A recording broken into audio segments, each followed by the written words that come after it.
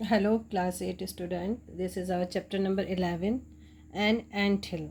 Okay, let us start our chapter. Nothing else than kitchen garden are quite commonly made underground or at the back of an anthill.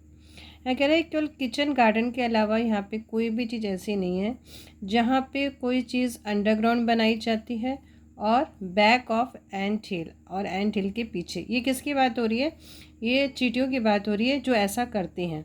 ठीक है, चींटियाँ आप देखते होंगे जहाँ पे गार्डन वगैरह रहते हैं घरों के आसपास या फिर ऐसी ज़मीनें रहती हैं तो आप इस तरह से देखते होंगे। ठीक है, इस तरह से देखते हैं और जब बढ़ जाते हैं तो बढ़ते बढ़ते इस तरह से एक हील का रूप ले लेते हैं। तो ये एंट हील की बात हो रही है। It often happen that ants bring round leaf bits. और ऐसा होता कब है? अक्सर जब चींटियाँ क्या करती हैं, एक राउंड लीफ लेकर आती हैं। दे डोंट ईट दैम, वो उनको खाती नहीं है, बल्कि क्या करती हैं, दो but the grind them up, बल्कि वो उसको चबाती हैं, पीस देती हैं। देन च्यू दैम, और उसको फिर पूरी तरह से ग्राइंड करती हैं, फिर चबाती है। And finally use them as a field for sowing a particular fungus, और फिर उसको फील्ड में सो कर देती है, मतलब छोड़ देती हैं। क्या फिर वो क्या बन जाते हैं? फंगस बन जाते हैं इस तरह से।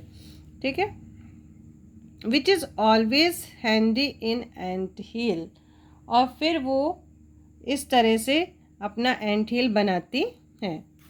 सच kitchen garden are made in moist and warm place so the fungi start growing very fast. और इस तरह के जो किचन गार्डन होते हैं वो मॉइस्ट होते हैं, वार्म होते हैं, नमी भी होती है, वहाँ पे गर्मी भी होती है।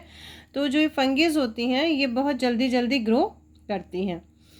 As a droplets that are eaten up by the as they grow over, the fungi are covered with the clear hardened droplet। और जैसे जैसे फंगिस बढ़ती है तो वो ग्रो करती जाती है, ऊपर बढ़ती जाती है, और फिर वो एक सख्त बूंदों का एक कवर बन जाती है। मतलब जब ये इस तरह से धीरे धीरे बढ़ते बढ़ते बढ़ते बढ़ जाती है तो ये इस तरह से बन जाती है। ठीक है, तो इसी को कहा गया है clear harden droplets. They are eaten up by the ants, इनको एंड्स खाती हैं।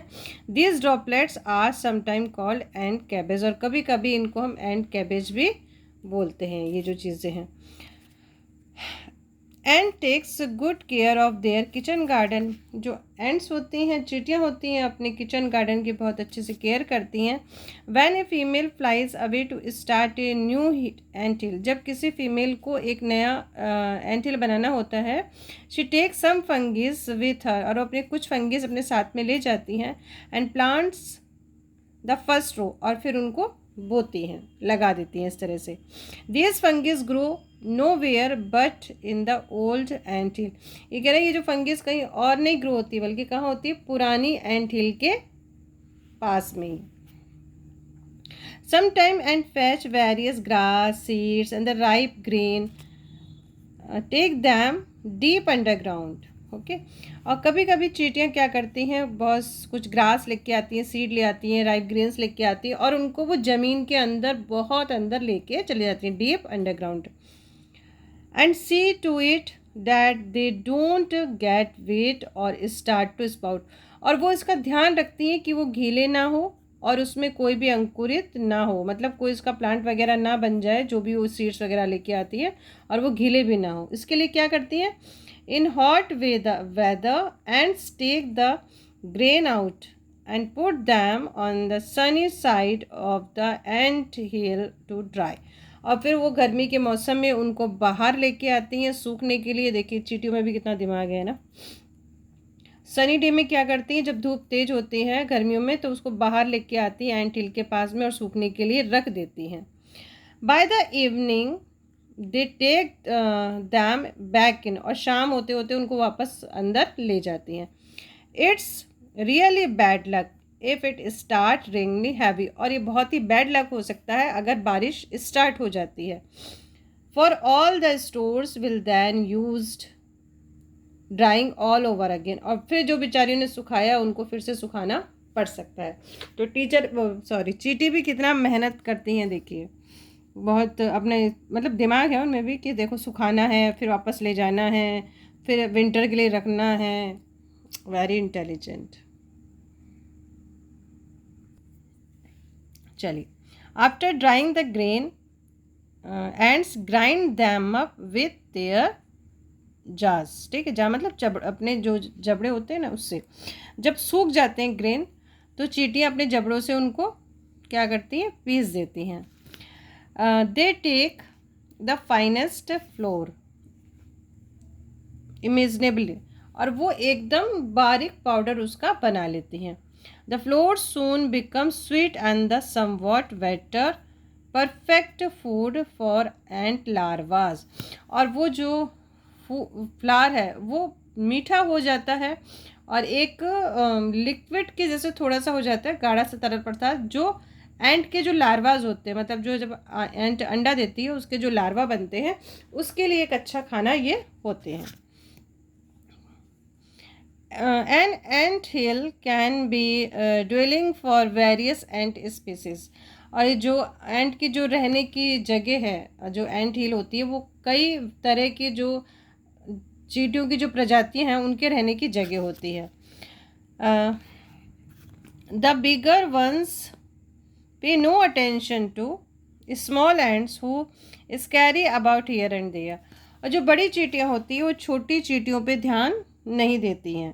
जब छोटी चींटियाँ इधर उधर, कभी आपने देखा होगा आपके घरों में भी चींटियाँ जो होती हैं ऊपर से नीचे जाती हैं, जो बड़ी चींटियाँ होती हैं उन पर रियली केयर ही नहीं करती हैं, वो चाहे दब जाए कुछ भी हो जाए। Picking up the remains of food, और वो क्या करती हैं, अपने जो खाने होते हैं उसको उठाते हुए इधर उधर चलती हैं। They might steal an egg and quickly disappear into the narrow passages that don't admit big ant। और वो क्या करती है, बहुत जल्दी जल्दी जाती हैं चींटियाँ, और कभी कभी ऐसा लगता है जैसे कोई अंडे को चुरा ली हो और फिर वो पैसेज में गायब हो जाती हैं, और वो बड़ी चींटियों पे वो भी ध्यान नहीं देती हैं।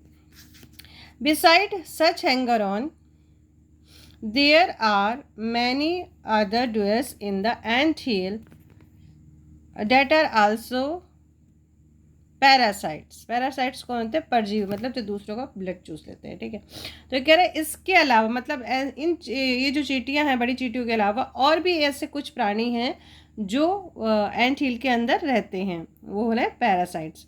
And even enemy of ants, और यहाँ तक कि चींटियों के दुश्मन भी। Why do the ant stand them, पर चींटियों ने उनको वहाँ क्यों रोक रखा है, निकाल सकती है ना वो। चलिए देखते हैं। It is known that the defender of ant hill are spoiling for the fight at the first sight of intruders। ठीक है, तो ये कह रहे हैं जो दूसरे जो लोग हैं वो एक तरह से इनके रक्षक हैं, जो भी आक्रमणकारी इसमें घुस जाते हैं चींटियों के बिल में, एंट हिल में, तो वो उनको भगा देते हैं आक्रमणकारियों को। They are as brave as lion and their jaw are very strong, और वो इतने ज़्यादा ताकतवर है जितना कि शेर, और उनके जो जबड़े हैं वो बहुत ही स्ट्रॉन्ग हैं। No one can stand up thousand of the furious ant, और कोई भी वो बहुत ही हजारों जो चींटियां हैं उनके सामने कोई भी खड़ा नहीं हो सकता। Even a bear will be make off in a hurry, यहाँ तक कि एक भालू भी भाग जाएगा अगर इतनी सारी चींटियां एक साथ हो गई तो। The point of that the parasites and the enemies have learned to play friendly, thus the deceiving the ant। और कुछ पैरासाइट्स हैं जो उनके चींटियों के साथ में रहते हैं फ्रेंडली बन के। कैसे रहते हैं, मतलब फ्रेंडली बनते हैं, क्यों बनते हैं देखिए। Some parasites can as much as ride on ants, और कुछ पैरासाइट होते हैं जो चींटियों की सवारी भी करते हैं, यानी कि चींटियों के ऊपर ही बैठ जाते हैं। Small tick will perch under an ant's head, और जो एक छोटा सा टिक एक छोटा सा जानवर होता है जो कहते हैं कि इसमें लिखा है insect the bite humans and the animals and the suck their blood, जो जानवरों पे भी बैठ जाते हैं और हम लोगों पे, ह्यूमंस पे बैठते हैं और हमारा ब्लड चूस लेते हैं। ठीक है, तो ये क्या करता है, जो स्मॉल टक होता है ये अंडर एन एंट्स हेड, चींटी के सिर के नीचे चला जाता है, इट सिट्स वेरी स्टिल, और वो बैठा रहता है, मतलब उसको डिस्टर्ब नहीं करता। डज नॉट डिस्टर्ब द एंट, और वो एंट को डिस्टर्ब भी नहीं करता। और आस्क्ड टू बी फीड, और कुछ खाने के लिए भी नहीं बोलता है। एज दिस से, लेकिन जब वो कहते हैं, दो sometime it does just that, ठीक है, कभी कभी वो कहते हैं तो चींटी उनको क्या करती है, as a tick gets hungry, जब ये टिक हंग्री होते हैं, it start to stroke the ant's head with its 2 4 leg, तो अपनी वो 2 टांगों से जो चींटी है उसके सिर पे हमला करना शुरू कर देते हैं। And the ant's law is to always share everything, और जो चींटियों का कानून क्या कहता है कि कोई भी चीज़ मिल बांट के करनी चाहिए। तो चींटी का लॉ है, तो वो क्या करेगी, if a hungry ant meet to fat one, उसको कुछ मिलता है, it will be stroke its head with the antennas and the fat ant will promptly give out the sweet drop, और जब वो उसको इशारा करता है कि मुझे भूख लगी, तो वो भी अपने एंटीना से एक तरल पदार्थ, मीठा सा पदार्थ निकालती, एक ड्रॉप निकालती है। It will do even if it doesn't want to since such a law, और ये उनका कानून नहीं कहता है कि उनको मिल बांट के नहीं खाना है, वो जैसे ही उससे निकालती है, the hungry ant will eat the drop and the long run along. When it meet the another fat ant, it will be the get some more food. और इस तरह से जब वो दूसरी चींटी से मिलती हैं, भूखी चींटी से, तो वो अपना खाना उनसे शेयर करती हैं। This is very wise law, ये बहुत अच्छा कानून है, बहुत ही अच्छा लॉ है उनका। For take care of a weak ant the hungry, और इस तरह से ये कमज़ोर और भूखे लोगों की केयर करने का एक अच्छा तरीका है। एंड द सिली शाई टर्न, और उसमें एक चालाक कौन होता है, टिक होता है। तो जो चालाक टिक है वो क्या करता है, इसका फ़ायदा उठाता है। That to its advantage when it stroke an ant set, जब वो चींटी के सिर पे क्या करता है, स्टोक करता है, हमला करता है, with its 4 legs, the ant believe them to be some hungry ants antennas, तो उसको चींटी को क्या लगता है कि कोई दूसरी चींटी का एंटीना है जो उस पर क्या कर रहा है, स्टॉक कर रहा है, और वो क्या करती है, and quickly give out the sweet drop, और वो जल्दी से एक स्वीट ड्रॉप निकालती है। यानी कि जो स्टॉक है वो तो कर रहा है टिक, बट जब चींटी को ये लगता है कि दूसरी जो चींटी है उसको भूख लगी, तो वो एक स्वीट ड्रॉप बाहर निकालती है। That exactly what the tick वॉन्स्ट, लेकिन ये तो कौन चाहता था, टिक चाहता था। So it is dinner and the sit very quietly until supper, और वो पूरा अपना खा के और फिर चुपचाप वापस बैठ जाता है। If 2 tick should climb upon an ant, they see to it that the balance it kept even, or else that ant might stumble, ठीक है। तो कभी कभी क्या होता है, जो 2 टिक होते हैं वो चींटी के ऊपर बैठ जाते हैं और अपना बैलेंस बना के रखते हैं, ताकि जो चींटी है वो लड़खड़ाए नहीं, सीधी सीधी चले। So they take their seats systematically, और इस तरह से वो बड़े सिस्टमेटिक ढंग से बैठ जाते हैं ऑन ईच साइड, मतलब दोनों तरफ, to disturb the ant little as possible, और वो चींटी को डिस्टर्ब नहीं करना चाहते। वो दोनों जो 2 टिक होते हैं वो बैलेंस बनाते हैं ताकि चींटी डिस्टर्ब नहीं हो और वो अपने राइट पाथ पे चले। Sometime an ant can happen to carry many of 6 ride, और कभी कभी जो चींटी है बेचारी 6 टिक को भी लेके चलती है। They will be all seat evenly, और वो सारे के सारे बड़े आराम से बैठ जाते हैं। टेकिंग केयर ऑफ बैलेंस, अपना बैलेंस बनाते हैं। And the ant will feed this mob of swindlers, और वो इस तरह से इन लोगों को भी वो खाना खिलाएगी, क्योंकि वो फिर वो क्या करेंगे, अपने 4 legs से फिर उसको स्टॉक करेंगे, और उसको लगेगा कोई चींटी भूखी है, और फिर वो उनको खाना दे देगी। तो ये थी हमारी एंट हिल। ओके, चलिए exercise, you can see exercise, देख लीजिए। ओके,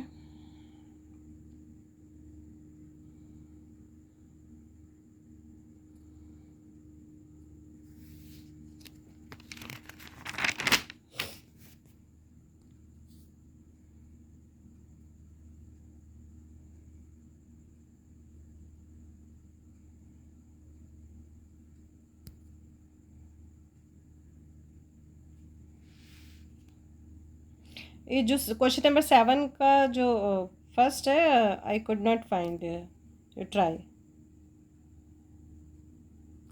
ये है INTRUDER, okay. Compound words, compound words क्या होते हैं? जो दो वर्ड्स आपस में जुड़े होते हैं, जैसे underground, ant hill, ant cabbage, some time, okay. तो इसको क्या बोलते हैं? Compound word. चलिए, ओह सो सॉरी, ये फाइंड आउट नहीं हो पाया। डोंट वरी, आप लोग चेकआउट कर लीजिएगा इसको।